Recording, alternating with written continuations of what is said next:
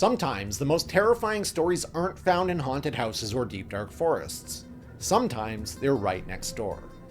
Imagine a 4-year-old girl, Lillian, pushing open her back door on a normal autumn afternoon in 1961. But the scene that greets her is anything but normal. Red streaks run down the kitchen wall, and at first glance it looks like spilled paint. But the coppery metallic smell is the unmistakable scent of blood. From his crib, her baby brother David is screaming. Her mother is gone, just gone.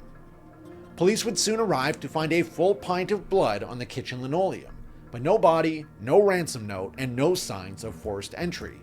Nothing but a ripped phone cord dangling like a question mark from the wall.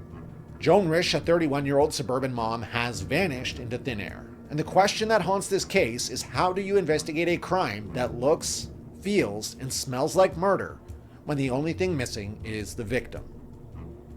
Very quickly, I'm Matt, and this is Strange Ordinary. I upload 2 strange stories every week, the kind that make you double check the locks on your door. If you're into that sort of thing, please subscribe so you don't miss the next one. And now, back to the story. We're in Lincoln, Massachusetts, October 1961. Picture a postcard-perfect New England town where Joan and Martin Risch rented a charming farmhouse on Old Bedford Road. Martin commuted to his publishing job in Boston, while Joan was home with their 2 children, 4-year-old Lillian and 2-year-old David. To all outward appearances, they were the all-American family. Joan was the neighbor everyone loved. She was always impeccably dressed and always waved back. If you'd happened to drive past their farmhouse that crisp Monday morning, you would have seen a scene of utter domestic tranquility. Nothing screamed danger, but danger rarely screams.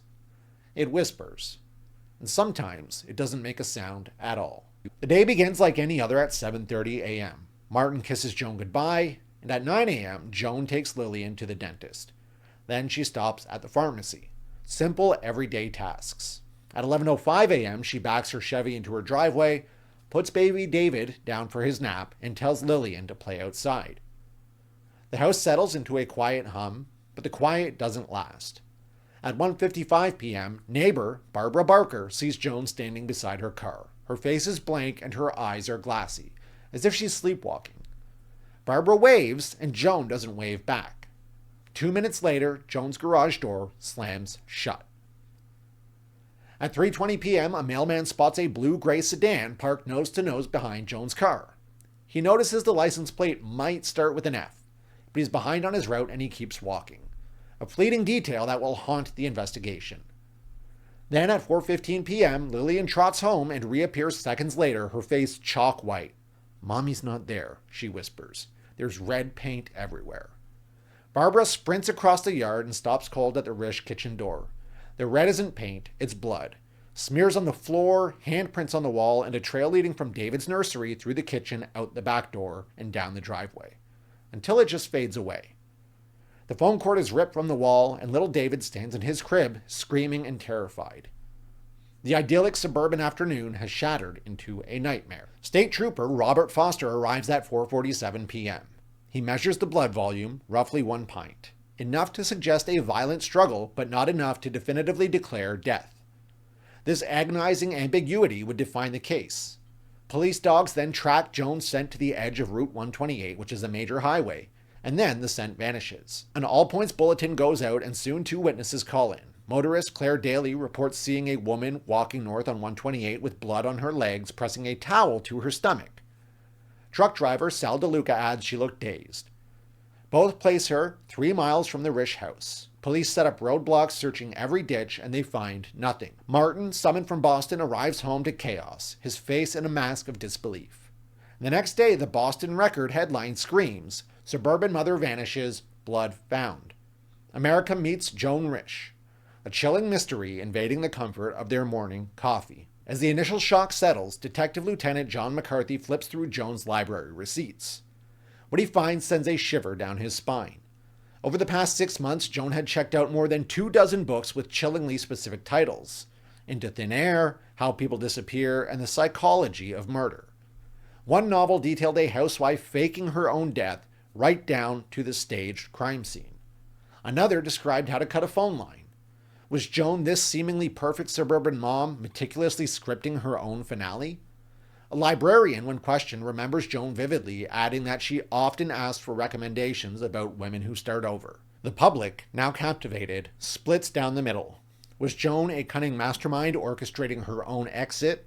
Or is she the victim of a copycat crime targeted by someone who read the very same books?